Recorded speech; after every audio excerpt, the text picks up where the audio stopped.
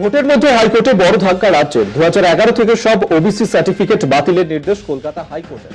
OBC সংরক্ষণে কমিশনের অধীনে রাজ্যকে নতুন আইন প্রণয়নের পরামর্শ।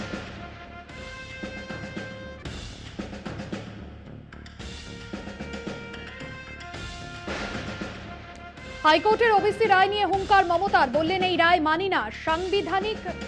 হাইকোর্টের ওবিসি রায় নিয়ে হুঙ্কার মমতার, বললেন এই রায় মানি না সাংবিধানিক কাঠামোয় মন্ত্রিসভার সম্মতি ওবিসি সংরক্ষণ চলবে। বিজেপি সরকারের নীতি নিয়ে বলার হিম্মত আছে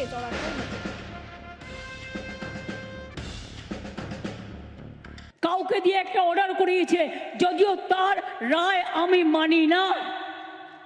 যেমন 26,000 টিচারকে যখন বাতিল করেছিল বিজেপি, আমি বলেছিলাম ওদের রায় আমরা মানি না। তেমনি বলছি আজকে, যে রায় দিয়েছে যেই দিয়ে থাকুন, নাম বলবো না, জাজমেন্ট নিয়ে বলা যায় বিজেপির রায় এটা আমরা মানব না। ওবিসি রিজার্ভেশন চলছে, চলবে।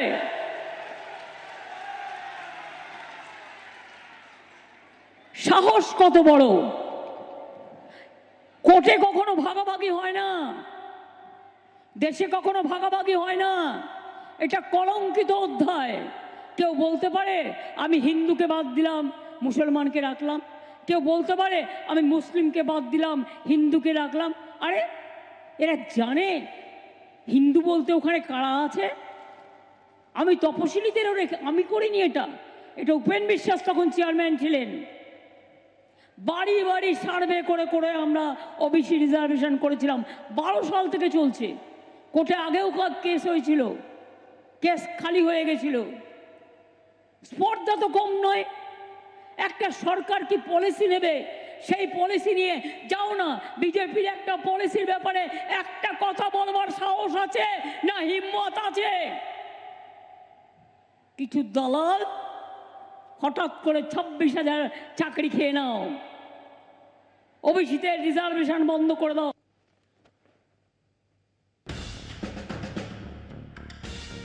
ভারতে চিকিৎসা করাতে এসে নিখোঁজ বাংলাদেশের সাংসদ আনোয়ারুল আজম। গত 5 দিন ধরে তার কোনো খোঁজ মিলছিল না। বাংলাদেশের গোয়েন্দা বিভাগ তদন্ত শুরু করে। পরে বিষয়টি নিয়ে ভারতের সঙ্গে যোগাযোগ করে তারা। বরানগরে মিসিং ডায়েরি করা হয়। আজিম বাংলাদেশের 4 বারের সাংসদ। গত 12ই মে কলকাতায় এসেছিলেন আজিম। একজন পরিচিতের অভিজাত আবাসনের ফ্ল্যাটে উঠেছিলেন তিনি, সঙ্গে ছিলেন আরো 3 জন। বরানগরে গোপাল বিশ্বাস নামে তার বন্ধুর বাড়িতে গিয়েছিলেন আজিম।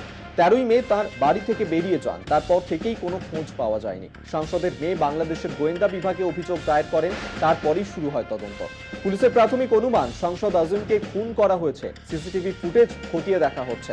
তদন্তে বিধাননগর পুলিশ কমিশনারেট, সঙ্গে রয়েছে আইবি-এসটিএফ।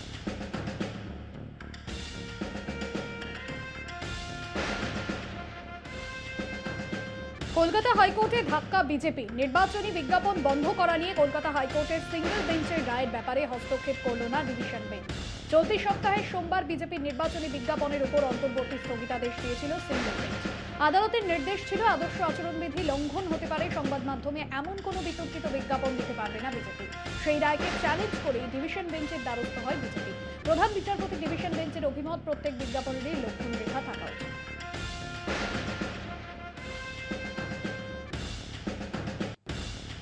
দক্ষিণ কলকাতা জেলা নির্বাচনী আধিকারিককে সরালো কমিশন। ওই পদে ছিলেন আইএএস রেশমি কামাল। বসিরহাটের অতিরিক্ত জেলা শাসককে সরালো কমিশন। ওই পদে ছিলেন দিব্যা লঙ্গানাথন।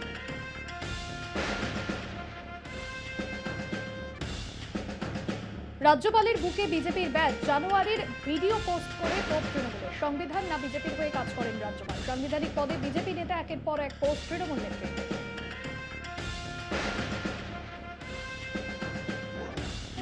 নারীদের যৌন নির্যাতনে এবং নারী ধর্ষণে অভিযুক্ত বাংলার সাংবিধানিক প্রধান মাননীয় রাজ্যপাল, তিনি যে প্রথম থেকেই বিজেপির অঙ্গুলি হেলনে চলে রাজধর্ম পালন না করে তিনি পদ্মপালে পরিণত হয়ে বিজেপির মুখপাত্র এবং বিজেপির সক্রিয় ক্যাডারের মতো কাজ করছেন এবং প্রত্যেক মুহূর্তে তিনি তার পূর্বসূরি জগদীপ ধনকরকে অনুসরণ করছেন। কারণ জগদীপ ধনকর বিজেপিকে খুশি করে রাজ্যপাল থেকে সরাসরি ভারতবর্ষের উপরাষ্ট্রপতি হয়েছেন। তাই তিনি আরো বেশি করে বিজেপির তল্পিবাহকতা করে আগামী দিনে আরো বড় কিছু পাওয়ার আশা করছেন। তার প্রত্যেকটা কাজের মধ্যে দিয়ে, কথার মধ্যে দিয়ে সেটা বারবার প্রমাণিত হয়েছে। আজকে তিনি নগ্নভাবে বিজেপির উত্তরীয় গায়ে দিয়ে রাস্তায় নেমে পড়েছেন। আগামী দিনে হয়তো দেখবেন বিজেপির মিছিলও পতাকা নিয়ে হাঁটছে। হিরণের আত্মসহায়ক তমগ্নদের বাড়িতে পুলিশের হানার অভিযোগ। মঙ্গলবার রাতে তমগ্নর খড়গপুরের বাড়িতে হানার অভিযোগ পুলিশের বিরুদ্ধে। খবর পেয়ে দাসপুর থেকে খড়গপুরে পৌঁছন ঘাটালের বিজেপি প্রার্থী হিরণ চট্টোপাধ্যায়। পুলিশের সঙ্গে বচসা বিজেপি প্রার্থী। কী কারণে তল্লাশি তা জানাচ্ছে না পুলিশ। তল্লাশির নথিও নেই অভিযোগ হিরণের। ক্লান্ত হয়ে শুয়ে পড়েছে, আর পারছে না। সব নিষ্পাপ নির্দোষ মানুষগুলোকে এইভাবে আক্রমণ করতে এসছে। আর ঘাটালের অভিনেতা সাংসদ তার পিয়ে সোনা চুরির কেস গুজরাটে, পুলিশ তাকে অ্যারেস্ট করতে যায়নি। আশা কর্মীকে চাকরি দেওয়ার নাম করে টাকা তুলেছিল, তাকে অ্যারেস্ট করতে যায়নি। পুলিশ তাকে অ্যারেস্ট করতে যায়নি। পিয়ে রামপদ মান্না, সে 1,80,000 টাকা নিয়েছিল, সে টাকা গিয়ে ফেরত দিয়ে দিয়েছে। তার নামে এফআইআর পর্যন্ত নেয়নি পুলিশ। রামপদ মান্নার নামে পুলিশ এফআইআরও নেয়নি, কিন্তু পুলিশে 6 লাখ। এখানে আমার সেক্রেটারিকে না কি জানি কি কেস সেটা এখনো বলছে না। আজকে আরে কি কেস সে তো বলুন। বলছে আপনাকে কেন বলবো, তার মা অসুস্থ, হার্টের পেশেন্ট, মা কান্নাকাটি করছে। মায়ের যদি কিছু হয়ে যায় পুলিশ দায়ী থাকবে তো? রাত 3টের সময় পুলিশ এসছে, দেখুন ওসি বসে আছে।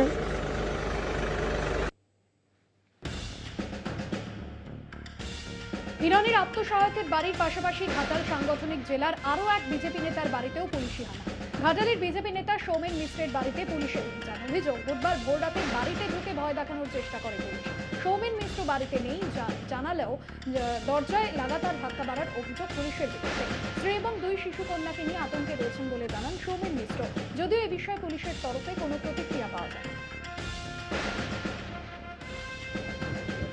রাত্রি প্রায় কাছাকাছি 3টে নাগাদ এই বাড়িতে পুলিশ আসে। আমি ছিলাম না, আমার দাদা উপরে থাকেন, তিনি বারবার কলিং বেল বাজিয়ে বাজিয়ে দাদা উঠে আসেন। ওপরে আসার পরে জানলা দিয়ে উনি কথা বলেন, ওনাকে বলে যে মাস্টারমশাই কোথায় এবং উনি আছেন কি না, দরজা খুলুন, ওনাকে দরকার। তো জানি না কি জন্য পুলিশ এসেছিল, কি ব্যাপার, কিছুই বুঝতে পারছি না, কিচ্ছু বুঝতে পারছি না।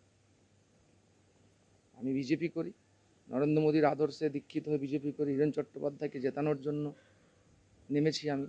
রাত 3টার সময় পুলিশ এসে গোটা বাড়ি ঘিরেছে। ঘিরে নিয়ে এবার সে উপরে কলিং বেল, আমাদের ভাড়াটিয়াদের কলিং বেল বারবার বাজাচ্ছে, তাদেরকে ডাকছে, তারা এসছে, তাদের সঙ্গে কথা বলছে, গেট খুলুন, এইসব করছে। যদি পুলিশ যদি এরকম এসে বাড়িতে আচমকা রাত্রেবেলা অকারণে এসে এরকম করে জ্বালায়, তাহলে আমরা তো এই যে বাচ্চা নিয়ে, 2টা বাচ্চা নিয়ে বাড়ি থেকে, ও তো থাকে না বাড়িতে, ও বাইরে এদিক ওদিক করে চলে যায়, আমাদেরও তো একটা ভয় লাগবে না, আতঙ্ক চলে আসবে, পুলিশ কেন আসছে। বা পাশাপাশি যারা আছে তারা দেখবো কি ব্যাপার, বিরাট কিছু হয়ে গেছে নাকি, এই যে এই জিনিসগুলো মানুষ পুলিশের উপর আস্থা রাখবে কি করে, ভরসা রাখবে কি করে। কলকাতা হাইকোর্টের দ্বারস্থ শুভেন্দু অধিকারী এবং হিরণ চট্টোপাধ্যায়। মঙ্গলবার রাতে কোলাঘাটে শুভেন্দুর ভাড়া বাড়িতে হানা দেয় পুলিশ। একইভাবে হিরণের আত্মসহায়ক তমগ্নদের বাড়িতেও হানা দেয় পুলিশ। কোনো তথ্য ছাড়াই পুলিশের বিরুদ্ধে তল্লাশি চালানোর অভিযোগ। আদালতের দ্বারস্থ হন ঘাটালের বিজেপি প্রার্থী হিরণ চট্টোপাধ্যায় এবং বিরোধী দলনেতা শুভেন্দু অধিকারী। মামলা দায়েরের অনুমতি আদালতে।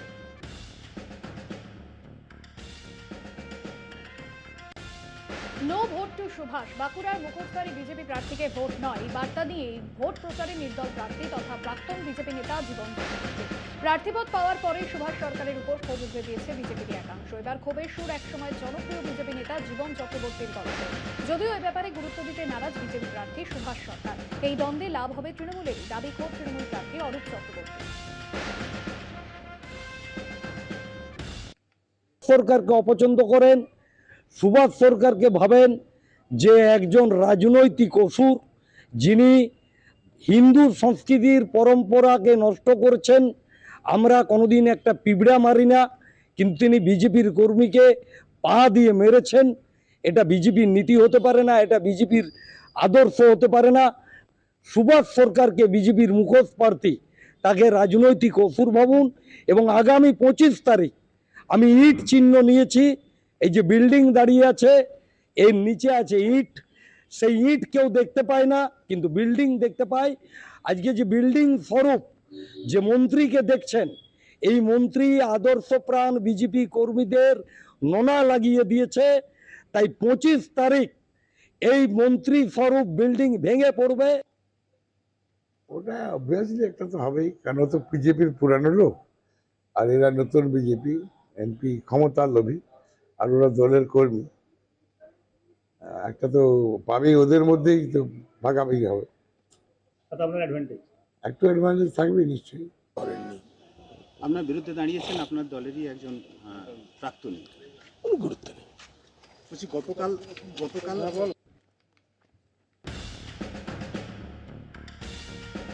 বরানগরের পথসভা থেকে প্রধানমন্ত্রী নরেন্দ্র মোদী ও বিজেপি প্রার্থী সজল ঘোষকে বেনজির আক্রমণ তৃণমূল প্রার্থী সায়ন্তিকা বন্দ্যোপাধ্যায়। মোদীকে গদিজি বলে কটাক্ষ, পাল্টা সায়ন্তিকার বক্তব্যকে প্রকাশ্য মঞ্চে শুনিয়ে বিশ্লেষণ সজলের। 1 জুন বরানগরে উপনির্বাচন, তার আগে বাড়ছে আক্রমণের ঝাঁজ। সায়ন্তিকা বলেন, বিজেপি এই নির্বাচনের সরকারে এলে আমাদের চালনা করার চেষ্টা করবে, যার মূল কন্ট্রোল থাকবে ওই গদিজির হাতে।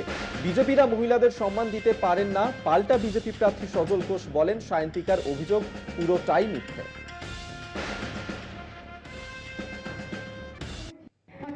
তারা সরকারে এলে আগে মাছের দোকান, মাংসের দোকান সমস্তটা তুলে দেবে। তারা আমাদের বলে দেবে কি পোশাক পরবো, তারা আমাদের বলে দেবে যে কিভাবে তাকাবো, কিভাবে চুল আঁচড়াবো, কিভাবে কথা বলবো। তারা আসলে আমাদের রোবট বানিয়ে রাখতে চায়, যার সুইচটা থাকবে ওই গুজরাটে, ওই সুইচটা থাকবে ওই মোদিজির হাতে। আমি মোদিজি বললাম, এর চেয়ে ভালো করে আমি কিছু বলতে চাই না। তাই তারা তাদের মতো চেষ্টা করে যাচ্ছে, বড় বড় পোস্টার লাগাচ্ছে মোদির গ্যারান্টি বলে। এজেন্সি দিয়ে তাদের অনেক টাকা আছে, না আছে ভোট, না আছে নেতা, না আছে কর্মী, না আছে উন্নয়ন, আর মাত্র আছে কি টাকা, প্রচুর টাকা।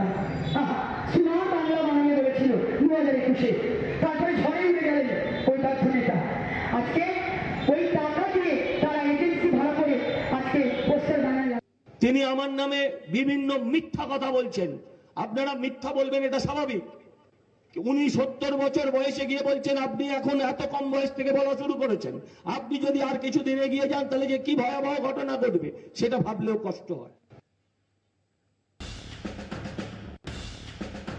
হাতে গোনা আর মাত্র কয়েকটা দিন, 25 মে ঘাটাল লোকসভা কেন্দ্রে নির্বাচন, কিন্তু তার আগেই ভোট বয়কটের ডাক। দাসপুর 1 নম্বর ব্লকের মালিকপাড়া এলাকায় দীর্ঘদিন ধরে রাস্তা নেই। অভিযোগ, প্রশাসনকে জানিয়েও কোনো সুরা হয়। নিজেদের উদ্যোগে রাস্তা করতে গিয়ে আইনি জটিলতায় পড়তে হয়েছে এলাকাবাসীদের। তাই যতক্ষণ না পর্যন্ত রাস্তা মিলছে ততক্ষণ পর্যন্ত ভোট বয়কটের ডাক এলাকাবাসী।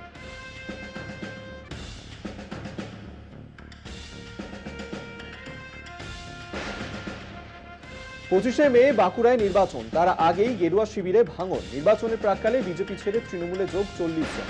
মেজিয়া কালিদাসপুর ডাঙ্গাপাড়া গ্রামে বাঁকুড়ার তৃণমূল প্রার্থী অরূপ চক্রবর্তীর সমর্থনে এক কর্মী সভা আয়োজিত হয়। সেই কর্মী সভায় বাঁকুড়া জেলা তৃণমূল কংগ্রেসের সহ সভাপতি মলয় মুখার্জির হাত ধরে তৃণমূলে যোগ দেন 40 জন বিজেপি কর্মী। তাদের হাতে তৃণমূলের দলীয় পতাকা তুলে দেন মলয় মুখার্জি।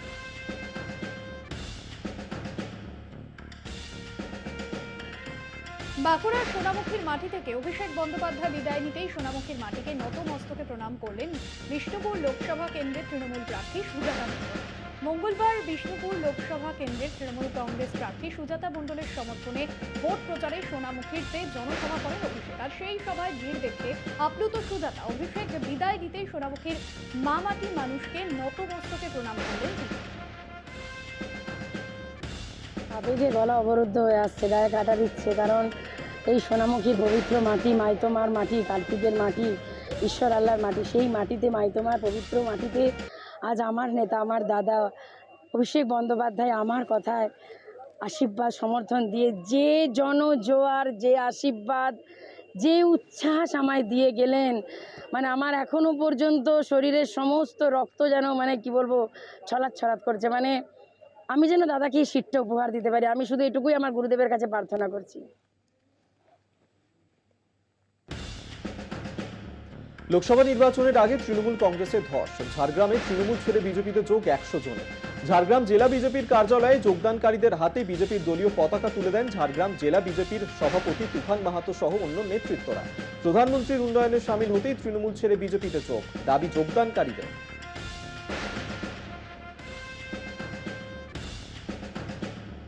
ভোট প্রচারে যাদবপুর লোকসভা কেন্দ্রের সিপিআইএম প্রার্থী সৃজন ভট্টাচার্য সোনারপুর থেকে টোটো করে প্রচার শুরু করেন তিনি। জয়ের ব্যাপারে আশাবাদী সৃজন। তিনি বলেন, মানুষ সিদ্ধান্ত নিয়েছে যাদবপুরে এবার সিপিআইএমকে জিততে হবে, জেতাতে হবে। প্রচার মিছিল থেকে তৃণমূলকে আক্রমণ সৃজন। সমাজ বিরোধীদের দল, চারটে সমাজ বিরোধী জুটবে, ওগুলো করবে, কিচ্ছু যায় আসে না। মানুষ মেজাজ ঠিক করে নিয়েছে। আমাকে দেখেও কালকে দেখবে তুমি, আমারও কিচ্ছু যায় আসেনি, আমাদের পার্টিরও কিছু যায় আসেনি, ওগুলো করবে। পাবলিক হ্যাজ ডিসাইডেড তারা সিপিআইএমকে এবার যাদবপুরে জেতাবে। বিজেপি বিরোধী ইন্ডিয়া জোটের হয়ে প্রচারে দিল্লির মুখ্যমন্ত্রী অরবিন্দ কেজরিওয়াল। উত্তর পূর্ব দিল্লির কংগ্রেস প্রার্থী ডক্টর কানাইয়া কুমারের হয়ে প্রচারে কেজরি কংগ্রেসের পক্ষে প্রচুর ভোট দিয়ে কানাইয়াকে জয়ী করার আহ্বান জানান তিনি।